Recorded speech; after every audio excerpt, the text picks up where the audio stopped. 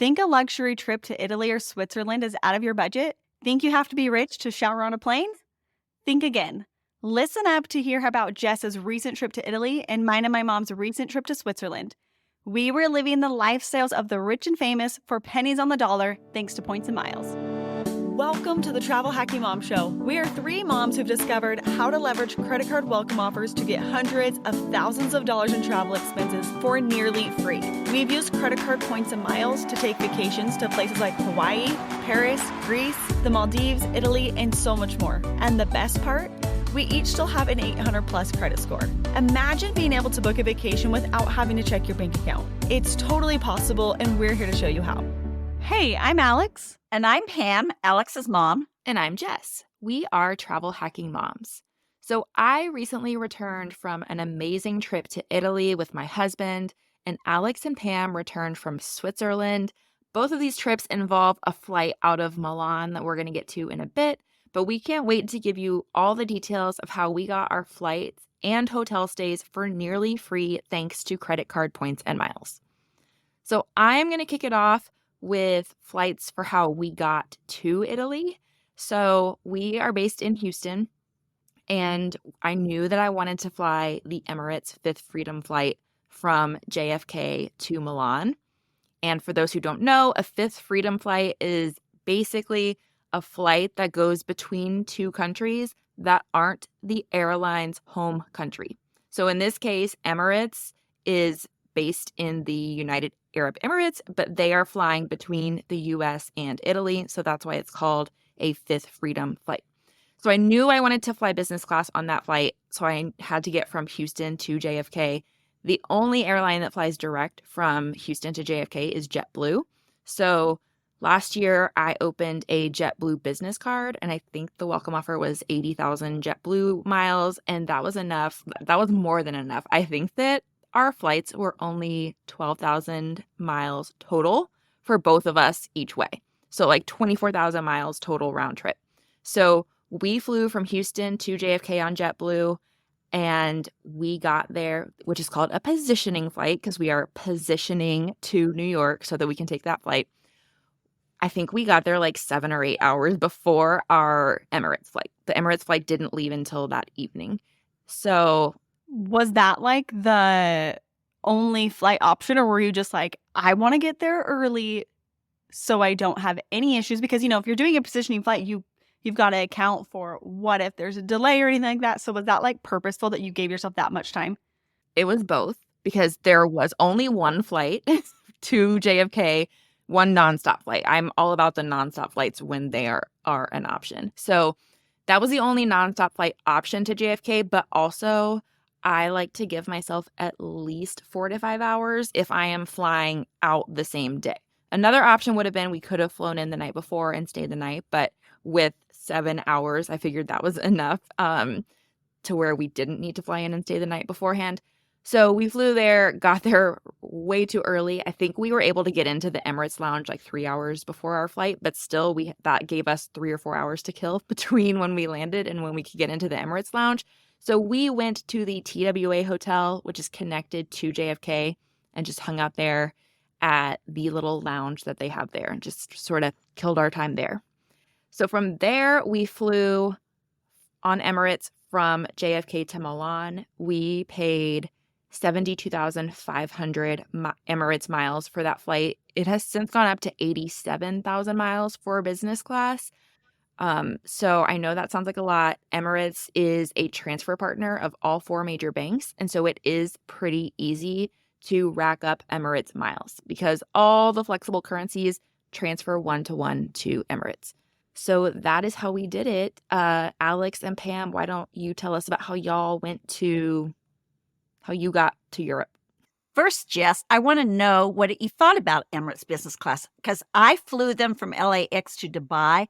I think they are an excellent business class product. There were drinks at the seat. It was just really fun. I really liked it. I thought they were great service. I thought the food was good. I just want to know what you thought about it because we haven't really talked about it since you got back. Yeah, I thought it was amazing. Like up until that point, up until we flew back in first class, which we will get to, I was like, this is the most amazing flight I've ever been on.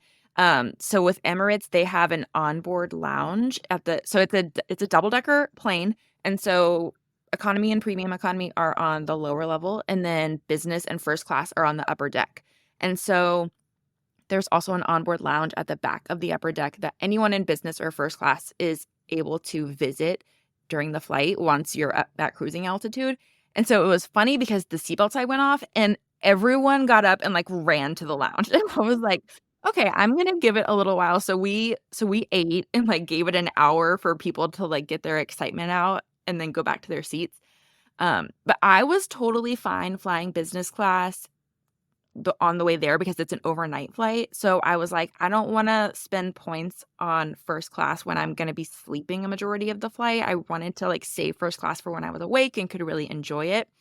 But no, I thought it was great. The service was great. The seats were great. The food was great. The drinks were great. The lounge was really cool. I got an espresso martini in flight, like from a bar. Who gets to do that? So yeah, so I was really excited about that. And, Alex and I don't drink, but the snacks, here we go, treats. Pam's talking about treats again. But they had this lemon cake on the bar that was amazing. It was so delicious. And they had some other treats, and there's some little couches that you can sit on while you're there. And it's just kind of fun because, I mean, you're on a plane, but you're in this little lounge, and it's just so bougie. It's just very, very, very cool. Yeah, my husband doesn't drink either, but he was all about the little baskets of snacks and the cakes and all that stuff that they had back there. All right, so tell us how y'all got from the US to Europe. So our trip is kind of strange because it all came about so we could fly Emirates first class home.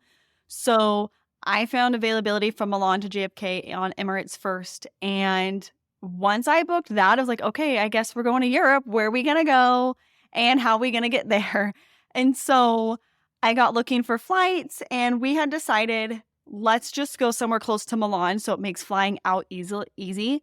So I'll get to where we stayed a little bit later, but first we had to get to Milan. And there is a flight out of Salt Lake City to Amsterdam. It's a direct flight on KLM. And so I went to the Air France website. That's how I booked it through, was Air France. And if you don't put in like the date that you want to go, like if you just leave the date blank when you're searching for a ward flight, it'll pull up a whole month view. And so I was like, I had already booked my flight home. And so I had no flexibility with the date I was needing to get there. So I was like, okay, I'm just going to see what they have out of Salt Lake because I'm based in Salt Lake, and I've actually never flown business class out of Salt Lake. I have had a position every single time.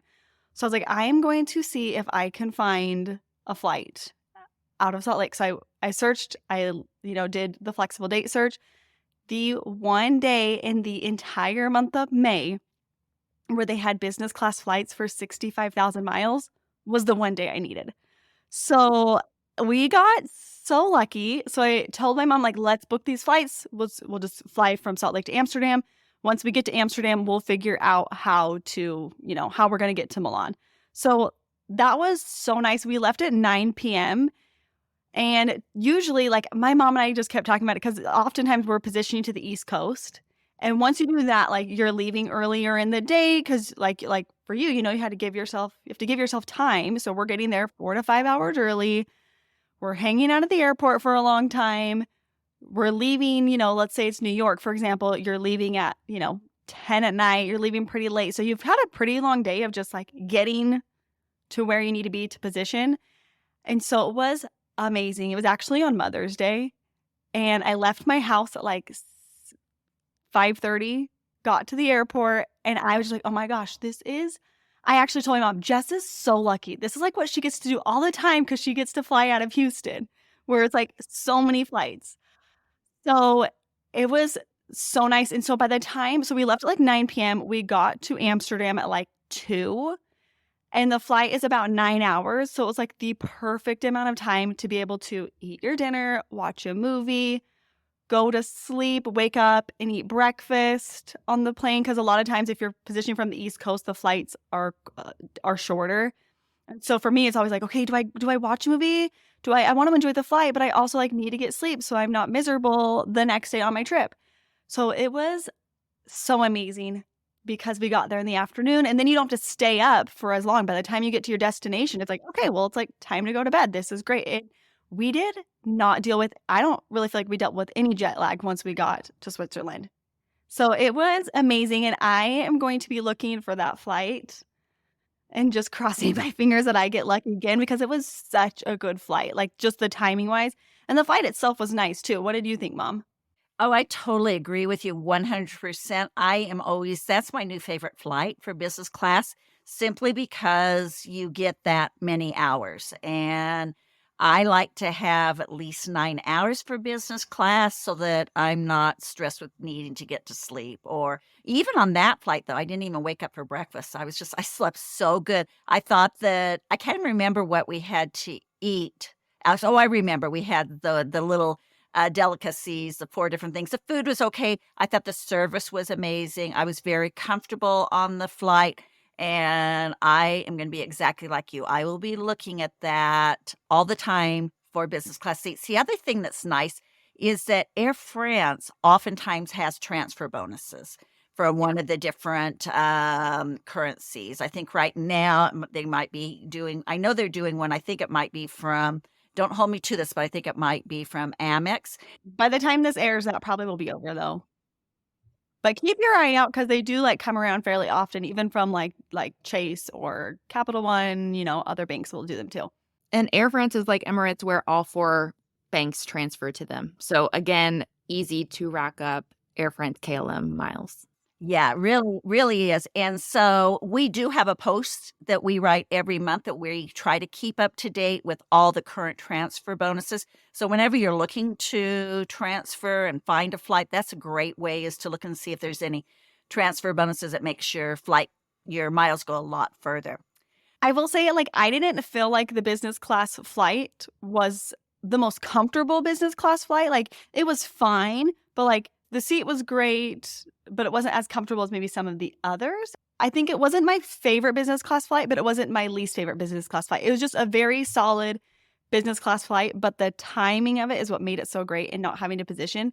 And I will say too, if anybody else is, based in Salt Lake or if that's their home airport, I have done that flight the other direction from Amsterdam to Salt Lake City home. I've done that twice, and just economy. And the economy, it was great. Like, it's a daytime flight. So that is like one of my go-to flights for going to Europe. I love it.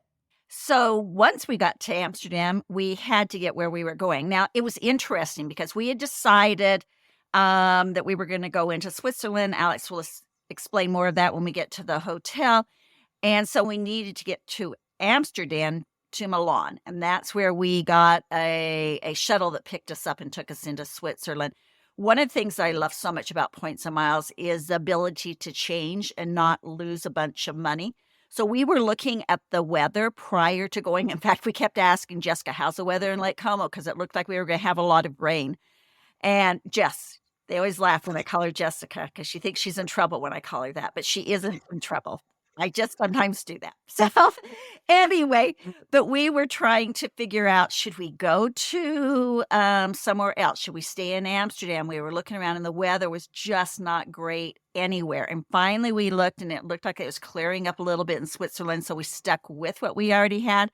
But huge blessing of points and miles is that you don't lose money. You just, get your points and miles back, usually with almost everyone, and you can change quickly. So we did take EasyJet from Amsterdam to Milan, and I like to do that a lot, is take a long haul business class flight into Europe and then maybe position from Europe into another city. And then I'll use Ryanair or EasyJet, just a low cost carrier. I think we paid about $174 for our flights. And then that was with upgrade to more leg room, nothing fancy, nothing great at all, but it got us there. And so that's how we did that part of it. All right. Should we talk about our flight home on Emirates, I mean, that was like I thought the business class was nice, and then I did first class, and I was like, "How am I ever going to fly not business class again?" My husband was like, "I hope you know I'm never flying Southwest again after this." Like, which is not true. He will fly Southwest again because we have a companion pass, but it's just gonna take him a little while to accept that he has to go back to Southwest. Oh, I think it's really funny. I mean, with Alex and I mean, has anybody ever planned a trip because of a flight that they wanted to take? And that's basically what Alex and I did. We wanted to take Emirates first class, and I'll tell you why I did. This goes way, way years and years ago. I saw a commercial with Jennifer Aniston in it, and in it she's gets up from her seat on the airplane and she asks the attendant, "Where's the shower?" And they inform her that you're on the wrong airline. That's Emirates, the shower in the sky. So I always thought, oh my goodness, that is crazy. A shower in the sky. Oh, and I never thought that it would be something that I would ever do. Didn't think much about it until I got into points and miles. And then it was like, okay, I can take that shower in the sky. So when Alex said that she was going to book this flight on Emirates first class from Milan to JFK, there was only one first class seat available. And so I knew that at least one of us, and it wasn't going to be me, for sure was going to get that shower in the sky. And I was crossing my fingers that another one would open up and I'd get one. Yeah. So when we went to Paris back in the fall, my mom did Singapore suites first class and I was in business class. And so I was like, okay, this is my turn. Can I be the one in first? Are you okay if I do it? And then we'll hopefully get you an upgrade. So that's how that worked out. And the other thing is too, is that it's very difficult sometimes to find those first class seats. And when you do find them, there's typically only one available. And so luckily it worked out and all of us got to do it. But yeah. So it's funny because the three of us each somehow managed to find a different way to get into first class. So with Alex, like she said, she just booked hers from the start on the Emirates website with her miles. And that is the best way to do it if you can. But like she said, it's really hard to find availability, especially for more than one person. Pam got auto upgraded to first class, I believe. So with Emirates, you can use 30,000 miles per person per each way to upgrade from business class to first class. And so I was hoping to be auto upgraded, but I never was for my flight. So Pam, tell us how that worked for you. Well, first of all, I made sure I had 30,000 points in Emirates account.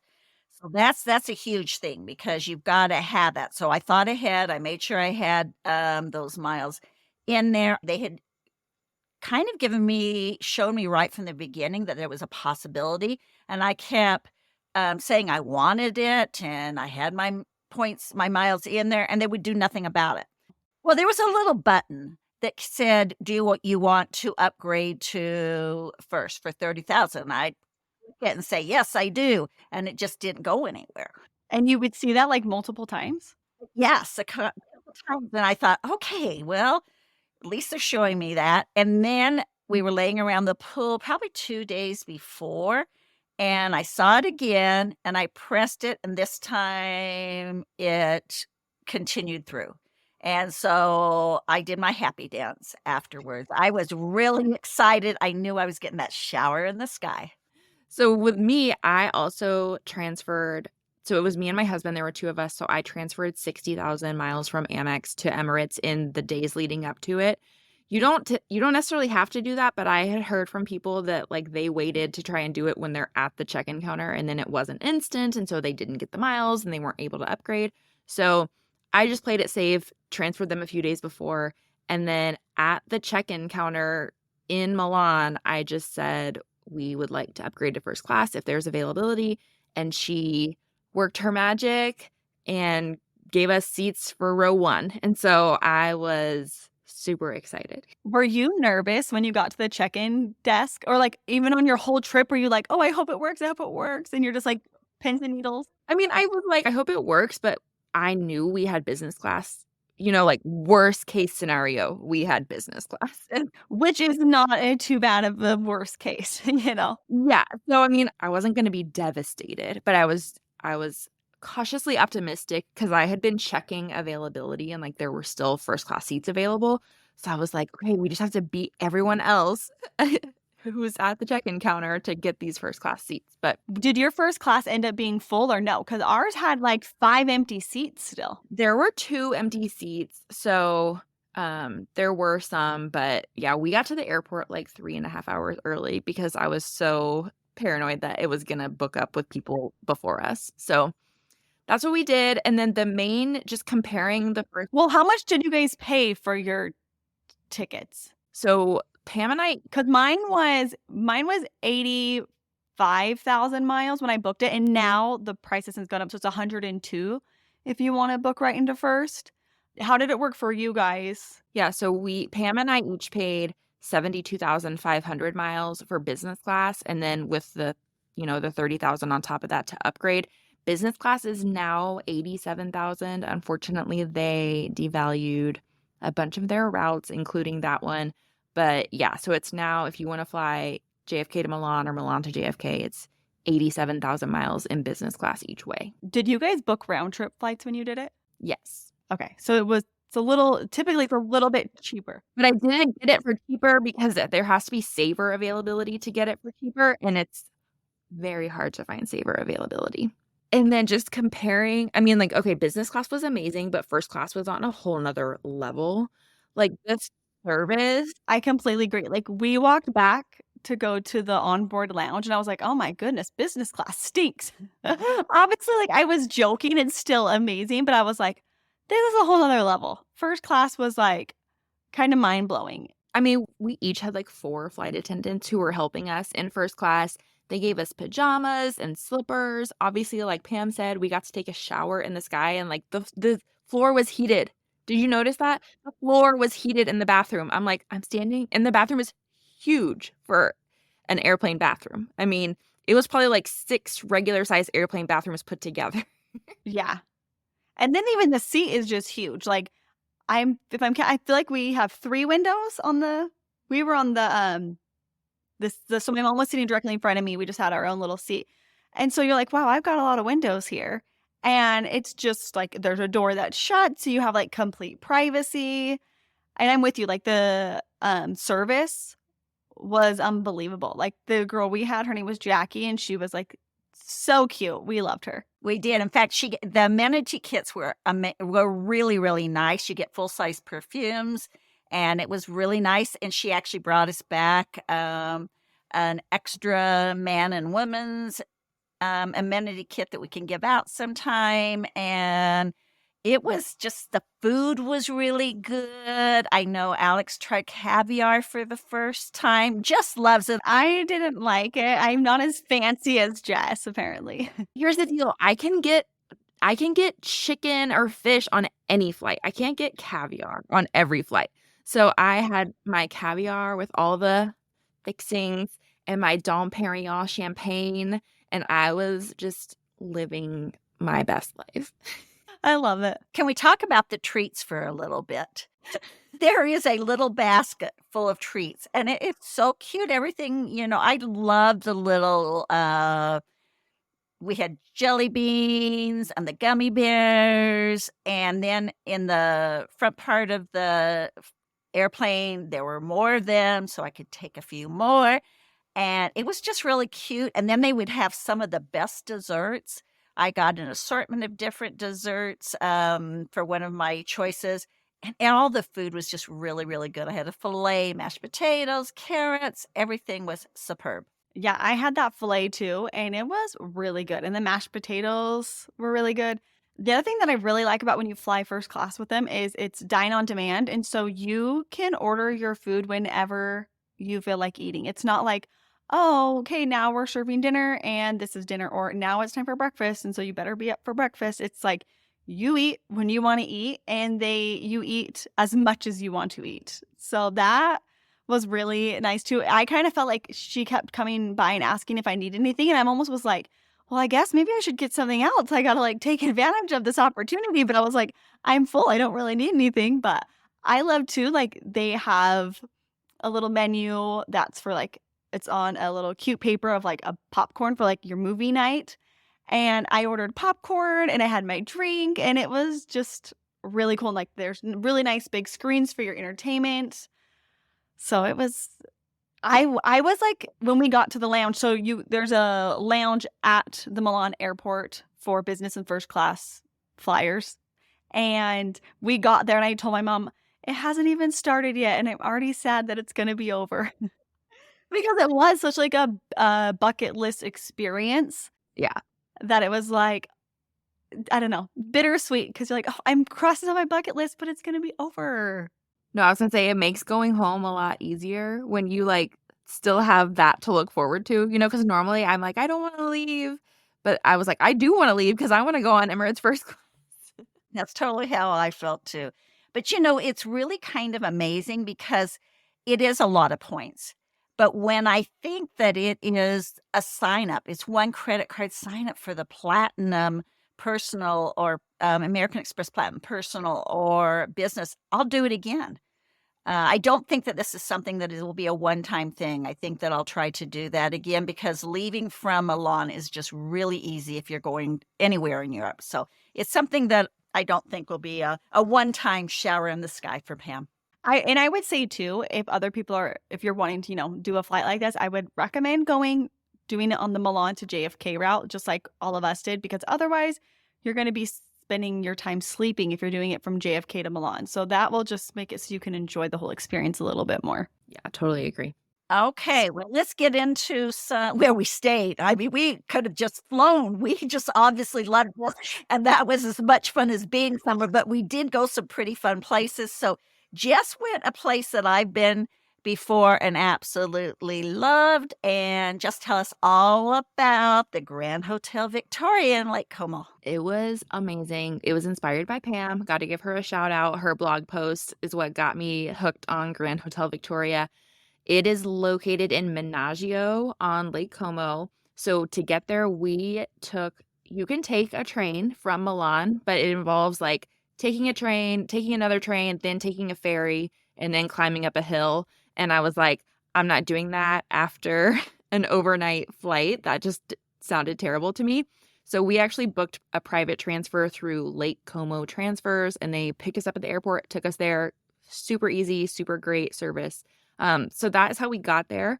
And then the Grand Hotel Victoria is an SLH property, which we have talked about several times before, but that basically means that it is a small luxury hotel collection property. They partner with Hyatt. So if you book through Hyatt, you get all sorts of perks like free breakfast and late checkout and free Wi-Fi, and you get all of that. Everyone gets it. You don't have to have any sort of status with Hyatt. So when we booked it, it was 25,000 Hyatt points a night. It has since gone up to 30,000 points a night, but it is amazing. Like 100% true luxury property. I still think at 30,000 points a night, it is a steal. They have the most amazing spa I have ever been to. I think it's like 12,000 square feet, this spa. And I went like 2 or 3 hours before my massage just to like go to all the different rooms and experience all the different things. So it is amazing. The service was incredible. Like we would go to breakfast, and anytime I would just get up to go to the buffet, someone would be like, "Do you need something?" Like there was just someone right there. Like, can I help you with something? And I was like, "No, I'm okay." But amazing service, amazing stay. Like our room was really nice. It wasn't huge, but it was perfect for, it was just the two of us. The bathroom was really nice. We had a little balcony that overlooked, we had like a partial lake view. And so I sat out there and like in my robe and drank my cappuccino, and I was just living my best life there. So highly recommend Grand Hotel Victoria. I remember being there and I thought, so this is what it's like to live the lifestyle of the rich and famous. And I was like, this is insane. It was just such luxury, and the way they treated you and the rooms, the grounds, the view, everything. If you want that type of a real bougie experience, head there. Actually, Alex and I tried to do that. That's what we thought we were going to do, and we couldn't find any availability and nothing opened up. So that's why we had to change. But it is definitely a great stay. Yeah. I mean, it is like the landscaping is beautiful. The grounds are beautiful. Like we would just wake up and I was like, how is this real? Like this is gorgeous. So love, love, love Grand Hotel Victoria. Highly recommend it. Then we made our way to Venice. We took the train from Lake Como to Venice. We had to change in Milan, but we went to Venice. And in Venice, we stayed at the Hotel Aquarius, which is a choice hotel. It was not my favorite hotel that I've ever stayed at, but you cannot beat the points price, especially. So it's 20 to 25,000 choice points a night, but I transferred from City, and City transfers to choice 1 to 2. So I only had to use 10,000 City points a night. So I transferred 20,000 City points total for our 2 nights and got 2 nights there. So as far as point redemptions, you really can't beat it. The other nice thing about choice hotels is you can book into any room with like the standard points price. So I actually booked us into a suite with, just my 20,000 City points for 2 nights. That is such a steal. It is a steal, and it totally made up for it. I think okay, here's the deal. It is a very nice hotel. And I think if we hadn't been coming from the Grand Hotel Victoria, I probably would have liked it more. But it was totally fine. And for the points price, like, you can't beat it.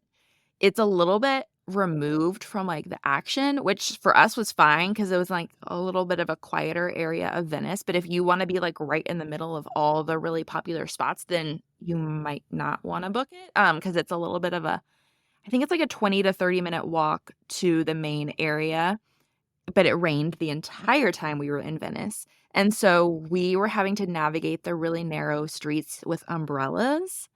And I told my husband I felt like we were playing the game Frogger, like going and having to like bend our umbrella so we don't hit other people. I mean, it was like the weather. Don't go to Venice when it's raining. It was awful. It sounds like you need a redo. I need a redo when I can guarantee that it's not going to be raining. Yeah, I've been there 3, maybe 4 times. It's always been beautiful. One of my favorite cities. But I'm not a rain girl, and I would have hated it in the rain too. So yeah, too bad. You need a redo. Yeah. But yeah, so highly recommend the hotel. You get free breakfast there also. The breakfast wasn't anything to write home about, but it's free. And it was nice to have that option, to eat it before we went out for the day and had to carry our umbrellas and walk 20,000 steps. So, Jess, I know that it wasn't quite as bougie as what you like, but what about for a family hotel? At that price point, it sounds like that would be ideal for a family that's trying to save money, free breakfasts, and being able to go to Venice. Seems like that would work out. 100% great option for a family because, like I said, you can book into a suite. And so our room had a king or a queen size bed, but then it also had a sofa couch. And it's hard to find rooms in Europe that sleep 4. And so the fact that you can book a suite for the standard points price, and have a family of 3 or 4 in a room is huge. So I would totally go back there. I just now I know what to expect. And so I don't have my hopes up, So then from Venice, we took the train to Florence. Again, super easy. I love taking the train in Europe. I find it so much less stressful than flying. And so we took the train to Florence. It was like a 2-hour train ride. And we checked into the Palazzo Vecchietti. Again, an SLH property. We used Hyatt points. This one is a category 8. So it was 40,000 Hyatt points a night. Again, true luxury. True luxury stay. I sent Pam and Alex a video. I think Pam is staying there later this year and is very excited now. The room, I shouldn't even call it a room. It was like an apartment. I mean, you walk in and there's a hallway and there's a kitchen, a bathroom, another hallway to a bedroom with huge high ceilings. I think it was bigger than the first apartment I ever lived in. Was that an upgrade? Did you guys get upgraded? We didn't. So I don't think so. Normally with SLH properties, you are entitled to like a one category upgrade, but I am pretty sure that every room in this hotel is exactly the same. I think they have one like rooftop suite that's like huge and amazing, and I was not expecting an upgrade to that room. But all the other rooms, I think, are this exact deluxe room layout. That's amazing, especially like Europe is kind of known for having tiny rooms. So to have like a whole apartment, that's crazy.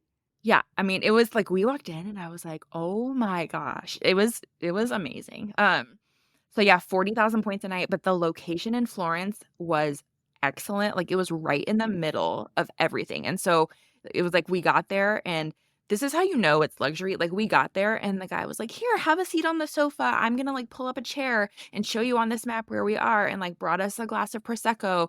There wasn't like a check-in counter. I mean, it was like just us sitting with him. We had tried to get tickets to see the Statue of David and we could not get them. Like they were sold out. And he was like, "Oh, don't worry about it. I got you." And then we came down later that night to go to dinner and he was like, "Oh, here are your tickets. Like I got you in for tomorrow morning." So it was just amazing. We did not see a single other guest the entire time we were there. I don't know. And we took the elevator, like we were on the third floor. So we took the elevator multiple times. We were in and out multiple times at breakfast. Well, the other nice thing is you can have room service there.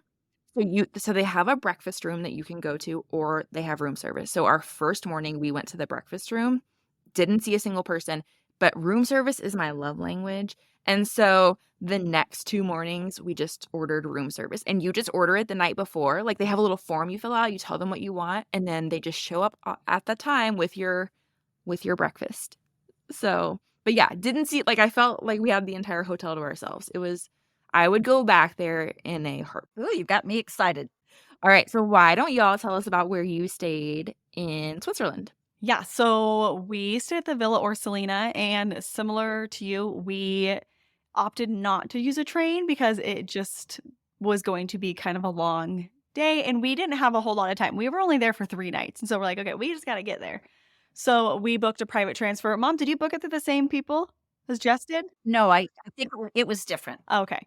So, but it was great. They picked us up right at the airport, dropped us off right at the hotel. On our way up to the hotel, it was about like 9 o'clock at night, maybe like 9:30.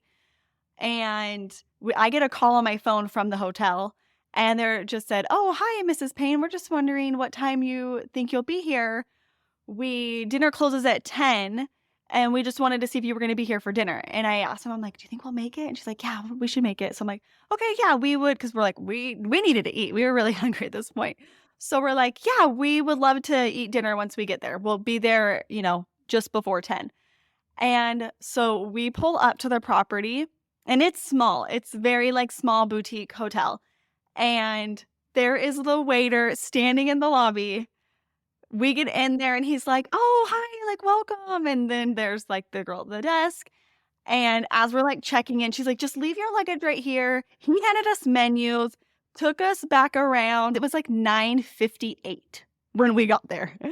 They were literally waiting at the door for us to arrive and keeping the kitchen open just for us. So we looked at the menu like right when we got there, and I was like, "I'll just take something that sounds familiar." So I went with spaghetti. My mom got a hamburger. They take us back to like the restaurant. We are sitting outside. It's dark, but like we can see the lake below us, and it's just like all the city lights around us. It was like so beautiful and magical. And they're like, we told them we don't drink because they were like, "Oh, we have a welcome drink." So he brought us 2 Cokes, and we enjoyed our complimentary Cokes and our dinner. And I was like, okay, these people have won me over because they literally kept the restaurant open just so we could have dinner. It was like, and it was just like this from start to finish, the service there was so good. So it's also a small luxury hotel property, category 8. When we booked, it was a category 7, but it's since gone up. So now it's 40,000 points a night. We did see other guests, but we didn't see very many. So we had to go down to a breakfast area to eat. Breakfast had like a buffet, but then they also had a small menu where you could order pancakes or various types of eggs, and they would cook those fresh for you. So that was like the only time we saw people though, was at meals. We went to the pool a couple of times and we were the only people there. And it just is a very tranquil place. It's a little more off the beaten path, I would say. So Villa Orsolina is the little village. I don't even know if they would consider it if it's a town or not. It's from the front desk. She didn't really make it sound like there's a whole lot in Orsolina. But Locarno is just down the bottom of the hill, and that's like a little bit of a busier town. But even we went down there, it is not like what you would imagine, I guess, when you think of like, oh, I'm going to Italy or Switzerland. You're imagining like all these tourists everywhere. It was no, like we didn't hear anybody speak English except like the people that were helping us, the workers, the whole time, except our last night on dinner. There were some people that were also from the US that we sat next to. And we were like, oh, where are you guys from? We haven't seen any other Americans here this whole time.